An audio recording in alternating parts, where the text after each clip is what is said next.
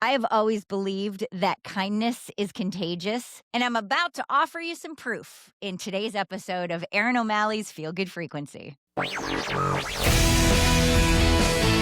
She's a friend who'll show up with coffee or wine when you need it most. But probably wine. Good vibes are on the way. Welcome to Aaron O'Malley's Feel Good Frequency. Hi, welcome back to Aaron O'Malley's Feel Good Frequency. I'm Aaron. It is terrific to have you here. 2 weeks ago, I had on a gentleman named Carlos. He is the one who saw a homeless man outside in the freezing cold with his dog, and he was so cold that he had icicles in his beard. He helped the guy as much as he possibly could, and then kind of called on his community to see what they could do. And wow, did they step up like you wouldn't even believe. If you didn't see that episode, absolutely worth your time. So one of the people who made a major difference, her name is Lisa, and the rest of this story somehow is just as good as the beginning. I'm blown away. I wish every town in this country, every city was just like St. George, South Carolina, and you're about to see why. I am here with Lisa Stewart Westbury, and she lives in the incredible town of St. George, South Carolina, which perhaps you remember me speaking about 2 weeks ago with Carlos. And that interview directly led me to this one. And I'm so happy to have you. Welcome. Well, thank you. I'm happy to be here. Can you just give the synopsis of Chris and Mowgli and how you heard about it and got involved? So I think it was on January 25th. I was just on my couch. It was freezing cold outside. I'd already announced to my husband, like, there's no way I'm going out the day for any reason. Uh, and then I turned on Facebook and there was a post there from Carlos, and I didn't know him at the time, but there was a post that had a picture of Chris and Mowgli and was asking for help. And so I just immediately put on our town Facebook page as well as my Facebook page that I was collecting. I think I said something like, I need 10 people to give me $20 so that I can go and get this guy in a hotel room because it's going to be like freezing cold tonight. We're expecting an ice storm. And so within 12 minutes, I had $220. And Wow. so I called Ruthie, a friend of mine, and I asked her to please accommodate me because I knew nothing about this guy. And so certainly I didn't want to just go pick up someone. Sure. And we've got to go get a homeless guy in a hotel. So Mhm. we headed up that toward the interstate. And when we got up there, we just couldn't find him anywhere. We connected with Carlos through Facebook Messenger because we really didn't know him. And he was out looking for him. He was going to all the hotels. So we started going to all the convenience stores. And I was just going in, leaving my name and phone number with all the clerks saying, if this guy comes in, he's a man with a dog, call me. And so we even had a police officer in town that had stopped and, checked on him, checked him out. She said she was led to go back and she gave him a donation as well. Oh, She was very good to do that. And so that gave us a little sense of security also. But we were all out looking for him. And I told Ruthie, I said, we're going to ride down by the interstate because I know sometimes they'll go up like under the overpass and dig a little hole, and get in. And so we went up there to try to see if he might be there. And I'm telling you, this man was nowhere on the street. And while we were looking up under the overpass, when I looked back, because I was driving, so I had to kind of keep my eyes on the road, he was just there. He was oh my just gosh. there, and Mowgli was just there. And they were right at the exit ramp. So, long story short, we stopped. We said, we got money. We want to get you in a hotel. He was like, I've got a couple dollars in my pocket. I'm halfway to the grocery store. I want to grab something to eat. And then I'll meet you guys at the hotel. So we went ahead to the Red Roof Inn. Oh, and while we were stopped, a car pulled up beside us, and it was a lady named Holly Noble, and she like jumped out of her car. So then I did get a little bit uneasy because here's a man and a dog that I don't know. Here's a woman I don't know. She's jumping out of her car. Like, Yeah. what's going on? I don't know. So, Yeah, of course. A little but overwhelming. yeah, but at the same time, she had driven from Cottageville, which is about 30 minutes from where we live, over because she had a blanket, like, sweater for Mowgli, for the Oh dog. my gosh. And so she That's got so out beautiful. and she was like, "I got this." So anyway, she followed us up to the hotel. And while we were putting the stuff out and we were asking like the manager of the hotel to please put it in, this room for us and that we're going to be, this guy's going to be coming back and we're going to get him in the hotel for a little while. So while we're doing that, Carlos pulls up with Chris and Mowgli in his truck. He had Oh, found, and so then we're like, I've got $220 and I'm trying to talk the hotel guy into like the snow's coming next weekend. He needs a week. Can we get like a week for 220? And he's like, no. And so we worked out a price with him and I said, well, I'm gonna run home and get some cash and I'll be back. And so we went home and I got the rest of what we needed, which he ended up doing like 450 for a whole week and oh, threw in an 8 night for free. And so I went home to get some more cash and I went back. And when I got back to the hotel, I went in. Another couple had stopped and had left 70 or 75, I can't remember exact the amount, with the hotel people. The guy at the hotel like hands me the money and he's like, well, put this with what you've got. Anyway, at the end of the day, we were able to get him a room for the whole week. After it was all over, I got back in my car and I had not updated my Facebook page because we were in a rush. So I hadn't updated that I had what I needed, and I was a little over $500. oh my gosh. Yeah. And so we were able to get him the hotel room, $150 in food gift cards so that he could use while he was there, and also get him some things for his room. And so then throughout that week, I carried him several meals. Some other people in town carried him meals. Everywhere he went, he said he kind of felt like a celebrity because people were coming up to saying like, "You're Chris. You're the guy with the dog," or something like that, and people were actually offering to pick up my tab in the grocery store and then the rest. Oh. Anyway, so Carlos was still collecting money, and it did snow the next weekend, so he was able to get him another week in the hotel. Oh my And gosh. then CBS contacted us, and I think at first I was like, no, because we don't do this for recognition. But then they wanted words to go with the picture that apparently went viral. I was like, well, okay, this is what America needs to see. We just need some love, Oh, So yes, I know. and so that was kind of how that went down. And they came out. Armando's restaurant in town gave us the whole access of a room and an extra room to make a studio. It was pretty fascinating in how it all went down. And I think Carlos ended up getting enough money for another whole week at the hotel. And so Chris's departure date was February 16th. He wanted to go to Greenville and be put out. So we had kind of talked about who in our group would be willing to get together, to take him to Greenville. And so it was kind of falling back to me. And so I was talking to Carlos on the phone on Monday. I guess that was a week before we were going to take him. And I just started crying. And I was just like, Carlos, how do you just take a human being or anybody and just put them outside the road? Like, I can't do it. And, so Carlos kind of jokingly laughed at me. Well, the next day we had a send off lunch for Chris, and the whole group met back and we had him and Mowgli and we took him out to lunch. And that was our goodbye lunch. I still get upset when I talk about it, but Carlos was telling him, he was like, yeah, Lisa was crying yesterday. I don't think she's gonna be your transportation next Monday. And I really can't do it. I can't go put you outside the road. I can't take care of you for life, but I can't put you outside the road either. I Right. just can't do it. I And then wouldn't be able to do it either, honestly. I wouldn't be able to do it either. how do you do it? And he Mm-mm. goes, well, I mean, like if I had a job and a place to stay, I could see myself actually staying here. Like y'all people have been great to me and this community, I mean, it'd be a good place to settle down. But he's like, but like who's gonna hire me? I don't really have any skills and don't have a high school diploma. It's like all these, don't have a place to live. Like Mhm. nobody's gonna hire me. So I went home and I put that post on Facebook because I have a little mission and it just recently got a name. I call it Love Thy Neighbor. And so I'm like, love thy neighbor and give them a job too. Like, Perfect play on words. That was very smart. Chris needs a job.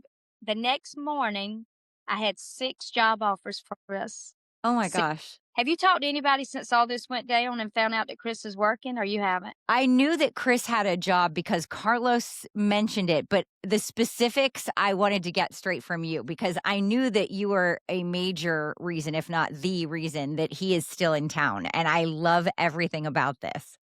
Well, I appreciate that, but I don't want to, like, take all the credit because all I can do is ask for things and organize things, and the only reason I can do that is because God is kinda I feel like I'm his hands and feet. I'm just doing what I feel like he's leading me to do. That's the beautiful thing about it. You're not giving yourself the credit. You feel that need to do something. And instead of just keeping it to yourself, you then took that extra step of going on Facebook and saying, here's the situation. I'm just wondering if anybody can help. That is the difference because people, I feel like, really do want to help, especially now. We all need something positive to focus on. So the fact that the next morning when you woke up, there were 6 job offers for this gentleman is unbelievable. Yeah, it is, and but then that afternoon, there was a phone call. And the phone call and I've already got his permission to use his name and information, but the phone call was from a guy named Walker Pennington, who owns the Ag Barn in Harleyville, and he was like, "I just don't want him to become someone's cheap labor. I don't want him to be used or whatever. I would like to give him an opportunity." He's like, I haven't walked his exact shoes, but I've walked a little piece of them, and so someone helped me, and I wanna help him. Oh, And wow. so the next day, Walker went over and he picked Chris up from the hotel, took him back to the job site and interviewed him, and then hired him. Oh, Hired for a 40-hour job. He was putting Chris in the spray room. They build metal rafters for metal barns, and so he said, "Imma put him in the spray room," like, he can spray anybody can spray paint, so Imma put him out sure. there, what he's gonna do. Fast forward to February 16th, which was the day that Chris was supposed to get put outside the street, and I just wasn't gonna have that. Um, he started his new job, Oh and my gosh, so that day? that day, yeah. February 16th was his day to leave town, and that's the day he started his new job. I tell people God is in this story. There's no way that we as humans can even begin to make all this happen. We can offer it, we can give it, we can talk it, but, without having God there to really put things into place, they just don't happen. And so he started his job, and I said, "Okay, well, if he's working, he's gotta have a place to live." I don't remember the words I used, but it was something like Chris's Camper Fun or something like that. It's starting a fund for Chris's camper. And so we just figured we'd buy him a camper because there's a campground that's in walking distance of where he's gonna be working. Yeah, Walking distance? not even a quarter of a mile. Wow. Immediately, people started donating. I didn't even have Venmo until, like, a week before that. When I started with Chris is when I created a Venmo account. You needed it at that point. I did, and so people were Venmoing money to help. Then I had one couple that called and said, "Hey, parents passed away about 8 years ago. Camper's just been sitting up. We don't camp. We don't need it. We'd like to donate it." Oh my And gosh. it's a nice camper. We got the camper, and then I had a big crew that came over to my backyard. They cleaned the whole camper. And I don't want to start mentioning names because I'll always leave one person out and then I'll feel Sure. horrible. I'm just going to say like a crew. So it was a crew, and they came over and they cleaned it. We got everything spotless in there. It had been sitting up for 8 years. I think Chris had made 2 full weeks at work. We had to wait on a campsite to open at this campground, and they had told us that it would be quite a while. Well, as God would have it, it wasn't quite a while. It was the end of his second week of employment. Campsite opened, and instead of going straight to the waiting list, they went straight to Chris. And so we Oh got my god. this camper in, and we got it set up. And that's when it flooded, and we realized we had a leak. Ooh. So I called. Sarah Lynn and her husband Michael went out and they fixed the whole top, patched it, sealed it. I hope it's fixed, and I don't think it's rained since then. So when it does, I guess Chris will let me know immediately though, because he and I, we text every day and every night, and he tells me like how his day was. And He texts me things, just different random things. And so another guy came and replaced the toilet. So the camper fund ended up replacing and fixing everything that we needed done. And we had enough left to pay his first month's rent. Oh, gosh. And so he and Mowgli are safe in their 32-foot travel trailer. They're safe in there, has its own little bedroom. And oh, and then I did a stock the camper. So the idea was we wanted to stock the camper with everything Chris would need. And so when he came over on his lunch break and when he walked in, we had his refrigerator and freezer stocked. We had several steaks because steak is his favorite. We had his cabinets all stocked. People had brought in clothes, brand new, and I told them, "Don't bring me anything used." Chris has had used and left over all his life. I want him to have all new things to start his new life. And so we had all new things. We had new pots, new pans, toaster oven, crock pots, everything that Chris said he wanted and everything we knew Chris needed. New comforters for his bed, new sheets, new pillows. I mean, everything. It was just amazing what all we got. And then we got it put in. And then we had clothes. Like I had clothes hanging in his closet. I think I forgot I didn't add this in. When we started collecting for his hotel, a church in town, actually, the Great Commission Church was the first person who donated toward his hotel room. And then they went back on Facebook and invited him to come to church. And someone had showed him that. So he asked me if I would go with him or if I went to that church, I think. And I told him no, I had never been, but he wanted to go. So I told him I'd go with him. So me and him went to that church and Carlos and his wife also. And Oh, that was February 15th. It was the day before he started his job. 2 weeks ago, Chris actually went to my church with me for the day. And then I got a text from him just a little while ago that he went to a church that's a half a mile from the campground. I had told him about another church right there. And so he went to that church this morning. And he sent me a text a little while ago. And he's like, I like the church, but I had to laugh at the end because he said, because they passed me a note to tell me that youth church starts at 10. oh, I said, take that as a compliment. He said I did, but I still laughed.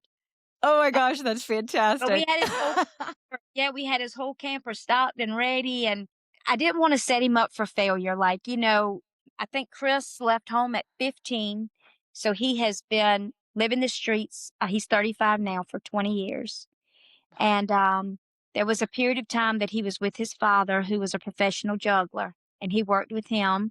That's how he learned to juggle himself. And now juggling is more of his exercise, but he hopes to get to a point where he says he can, wear the dress pants, the dress shirt, have the nice music playing and do the juggling for, like shows or whatever. Oh, But fun. but just the other night, Chris and I were talking through text, and he texted me and said this. I can't remember exact words, but I'm gonna give you the highlight. I would like to juggle and have my tip jar out and at the end of the show, give you that money to use for someone in need. Oh, I, wow, you I helped the right person. and here's where we are at this point. If tomorrow Chris says, Lisa, I appreciate everything, but this is not my lifestyle and I can't do this and I want to leave, I could put him out if that's what he wants now because I feel like he's had the opportunity. I also feel like I did not help him ever or ask the community to help him ever because I wanted to change him. I truly wanted to just help him. Yeah, But I think Chris wanted this change. And as long as he can adapt, I'll be here to support him and help him however I can. I didn't want to set him up for failure, though. I wanted him to have everything he needed. Basically, he'll get 4 paychecks and he's being paid well I love before this. his next month's rent. The actual camper's donated. So is the rent for the space? Yes, you have to pay. It's $6.50 a month to park the camper there, Oh, and okay. then that's your water, your lights, and your sewer. Oh, wow. That's great. Yeah. Okay. But he told me, he said, all through my life, I've had people offer me jobs. He said, I've cooked. I think he said, I've driven bulldozers. I've done a lot of landscaping. I've done a lot of yard maintenance. But I've never, ever in my life had a job, a home, and groceries at the same time. It's a So basic for so many of us, and when you hear those words, it sends shivers down my spine because he's so thankful and grateful for something that most of us take for granted every day. I sent Chris a text maybe 2 weeks ago. We were talking about other stuff, but I told him, I said, "Chris, I know you feel like we've helped you." I said, "But you have no clue how you've touched my life. You don't know what you've done for me. You have taught me to accept things and to be more thankful for things and to realize that I'm blessed beyond compare." I mean, I've always been thankful, but it's just something new. I can't explain it. I help a lot of people who are in need, and I've paid for hotel rooms for homeless people, and I keep little $10 McDonald gift cards in my console. So if I ran into those people, I could hand them that to go get because there's McDonald's on every corner. Chris is different, and I cannot put my hand on it, but there's something different.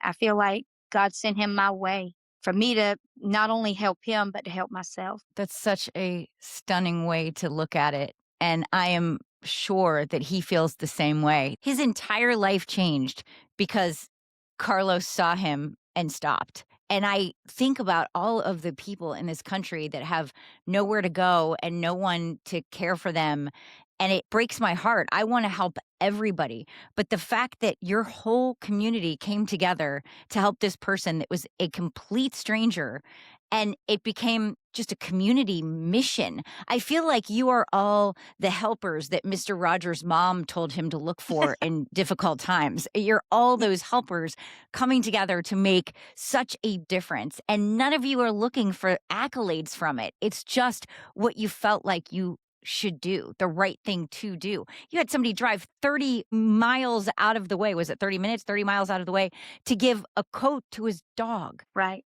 right. You live in a beautiful community, and I wish that the whole country could kind of look at what you have done and emulate it in some way. I think I told Grace that with CBS Mornings. I just told her, I said, "I'm not doing this interview for any kind of recognition at all. I'm doing it because I just hope that America will see how total strangers, like none of us knew each other, from different backgrounds, different walks of life, we all came together to help a homeless person." Chris will tell you quick that he's not a homeless person. He calls himself a vagabond and busker because busker means that he has a profession that he can do on the street to raise money.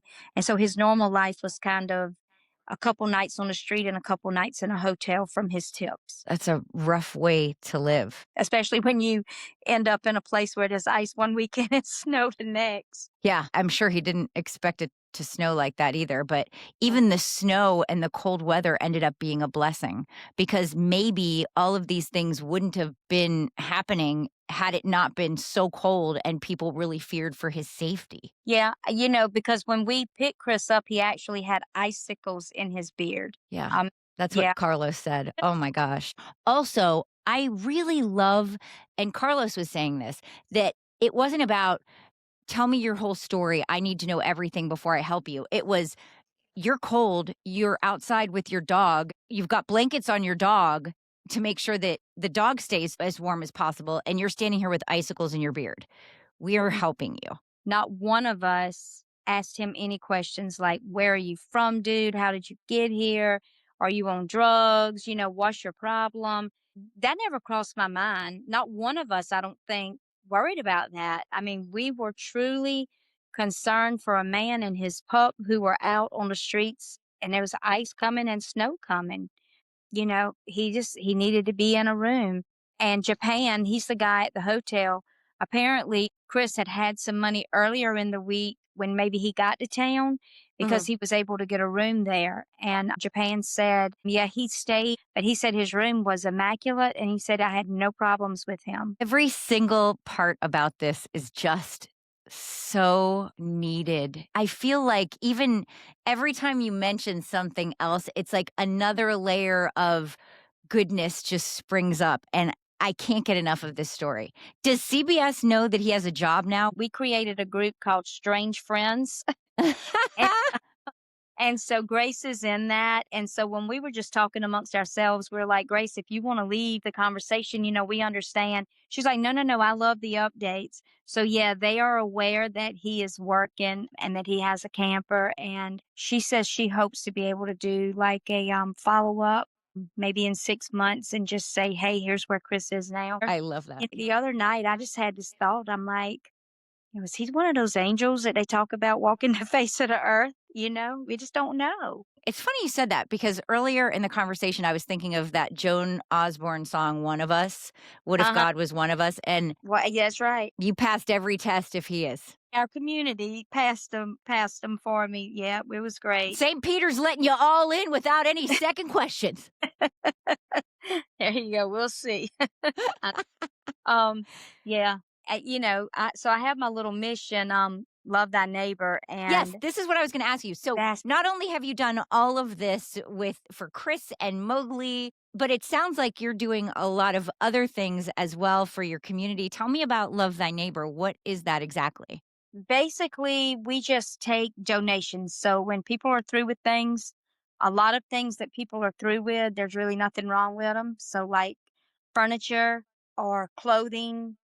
Like maybe someone has bed pads and someone passes away and then they have like this, closet full of these things and then they give them to us. And then when we find out about another shut in or another sick person or someone who may have, had surgery or come home out of the hospital or whatever, we can offer those things to people because Medicare doesn't pay for a lot of that. Just this past week, I actually had a lady who reached out because her dad was coming home from the hospital and they just needed temporarily. They didn't need it forever, but they needed a walker and a shower chair. And so I got those out the storage and took them to her. I have a lady that I visit generally every Wednesday. She's a shut in, no transportation, and she's disabled. I'll call her and ask her if she needs anything. She always needs bread, turkey, cheese. So I'll run by the store and pick those up, and then I go over and I visit with her. How did this whole thing come about? The way it started was back when they had the big flood in North Carolina, and me and my cousin Sherry got up actually at 2 in the morning and we cooked for 500 people. I have a little catering kitchen, I little catering business, and I'm backing up from that some now. I retired from the judicial department in 2022, and then I went on a mission trip to Mississippi in 2023 with St. George Church of God when they had all those tornadoes. And that was Mm. the first. That was the first thing I've ever done mission kind of stuff. And it was amazing. And so then the North Carolina thing happened and I said, I'm going. And so we went in and we cooked for 500 people. We loaded up and it was a whole crew. And we went the next day, St. George Police Department led another crew from town with more stuff. And we actually went into North Carolina at that point and we delivered like cots and blankets and coats and things that they were asking for. Some winter clothes, but mostly blankets and tons and tons of non-perishable foods and like diapers and wipes and all that kind of stuff. So when I came home, people were still putting stuff under my carport. And I was like, okay, what am I going to do with this? Because I'm not going back to North Carolina right away. And so I just started posting on Facebook, is there anyone in need that could use this? And then that's how Love Thy Neighbor started. I'm starting to wonder if you are an angel on earth as well, because what you are doing is so above and beyond what I feel like the average person does. And you're just so humble about it. Your parents instill this in you. What is it about you and the core of you that just feels the need to help other people? Feel like my whole life has been blessed. I think that trip to Mississippi really I had a friend of my dad's who told me before I left, he said, "Let me look at you because you'll never be the same when you come back." And that was true. The more things that I would post on Facebook, like I have these things, does anybody need them? The more I realized that I don't have to leave the country or even the state to perform missions because our community has so many people in need. I'm grounded in our community now. I've always wanted to do for others. And yeah, to go back to my parents. So my parents always raised me that you help anybody you can because you never know when you will be the one who needs help. And they also taught me that you don't judge people by the way they look. Oh, You that's judge beautiful. character. Like in the midst of all this going on with Chris, that same week, knowing that that snowstorm was coming and knowing of some of the people in town that I had helped with different little requests that they had, and like taking a refrigerator to a lady who was walking the street with a bag of ice because she had no refrigerator in her house. Oh, In the midst of all that, and in the midst of worrying about Chris and getting him in his room and making sure that him and Mowgli had food while they were there, it hit me, oh my gosh, what about Miss So and so? And what about Mr. and Miss So and so? And what about the lady over there who's taking care of her 89-year-old aunt? Oh, and what about the guy that does our produce stand and he doesn't have a vehicle? oh my gosh. Do you sleep? Yeah. Yeah. Yeah, about a couple hours a night, my mind just started going like, what about all these people? And so I did love thy neighbor and feed them too. And so we did like a little mini food drive. It was 4 people that I wanted to make boxes for because I knew that they either A, would not have funds to get groceries before the snowstorm, or B, they did not have a vehicle to go to get groceries before the snowstorm. And Smart. so I only asked for 4 of each thing that I listed. And when the stuff started coming in, I had to call in help and reinforcement, and we got in there and we started sorting and sorting and sorting, and I had enough to take to 12 families in our community. We delivered the day before the storm. Having just met you, it is crystal clear that you have the best intentions for everyone and you want to help as many people as possible, which is so noble. And by the way, just a PS, because I feel like you've forgotten it, you're retired. That's what my friends tell me. This is my beach week. So this is my week to kind of I tell people it's love thy neighbor and love myself. So this is my week to love myself. But like I said, Good. this week I've gotten a couple messages about people who either had things to donate or people who need things. And so I'm trying to coordinate that just over the phone. And so far it's working out. Where do you keep all these things that everybody's donating? Do you have a warehouse or something? Well, there's a guy in town that has storage units, and he actually donates the unit. Like I don't have to pay for it. So I have That's one little 10 wonderful. by 10 unit, and then my sheds in my backyard have now filled up. Is it a Facebook page? Is Love Thy Neighbor your face? Is that how you find it? Or do you go on? Or No, it's just me, Lisa Stewart Westbury, and then I think my little caption says "Home of Love Thy Neighbor," and then we have a St. George community yeah, page. the community page. That's where everybody was helping Chris Yeah. and Mowgli. Yeah. So we have a community of people that love to help. I can see a huge change through these couple things, and I love it. Well, I love that too. And keep doing what you're doing because you are making a major difference. And what a joy it has been to get to know you a little bit and what you're doing to make the world a better place. So thank you for that because more of it's needed for sure.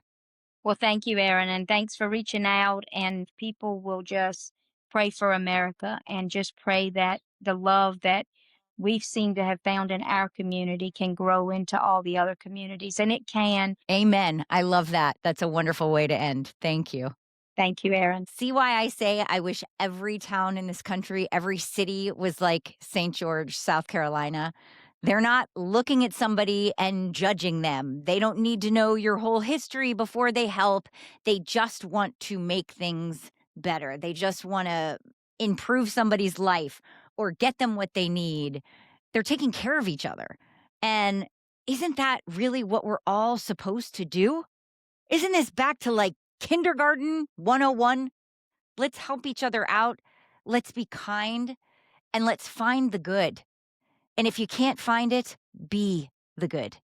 If you know somebody making a big difference, this is where they belong.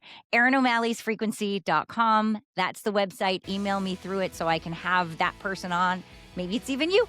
AaronO'Malley'sFrequency.com. Thanks for being here. Have a fantastic week. Bye.